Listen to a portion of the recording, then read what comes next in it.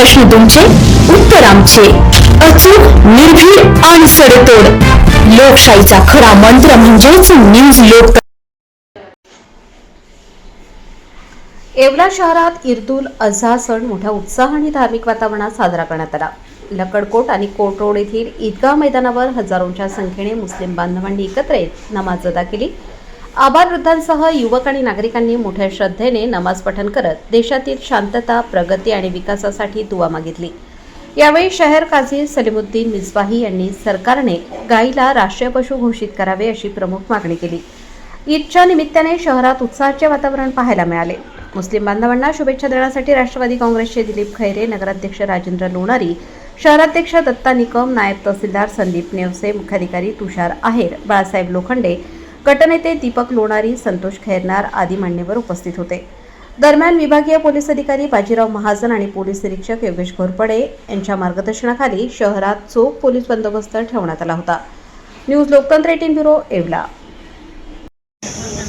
येवला शहरातल्या तमाम मुस्लिम बांधवांना आणि सर्वच लोकांना आमच्या प्रशासनातर्फे बकरी ईदच्या खूप खूप शुभेच्छा.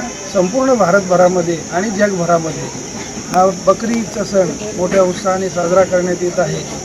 सर्वच समाजाकडून, सर्वच गटांकडून आणि आपल्या भारतातच नव्हे तर जगातील सर्वच मानवतेला आमच्याकडून खूप खूप शुभेच्छा. जय हिंद, जय महाराष्ट्र. के मुबारक मौके पर येवला शहर और तालुका के तमाम मुस्लिम भाई और बहनों को अपना येवला लासलगांव मतदार संघ के और महाराष्ट्र राज्य के मंत्री नामदार छगनराव भुजबल साहब के ओर से मैं सभी मुस्लिम भाई और बहनों को आज के मौके पर शुभकामना देता हूं. धन्यवाद.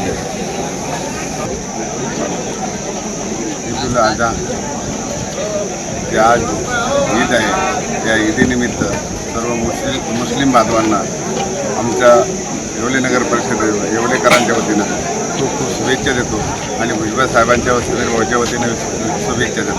धन्यवाद. सर्वांना हार्दिक शुभेच्छा. ईद मुबारक. सर्व मुस्लिम बांधवांचे आरोग्य चांगले राहील, धंदा पाण्याला यश येईल, त्यांच्या मुलाला शाळेतून विद्या मिळून चांगली प्राप्त होऊ, चांगल्या मार्काने पास होऊ, ही ईदीचे हार्दिक इच्छा सर्व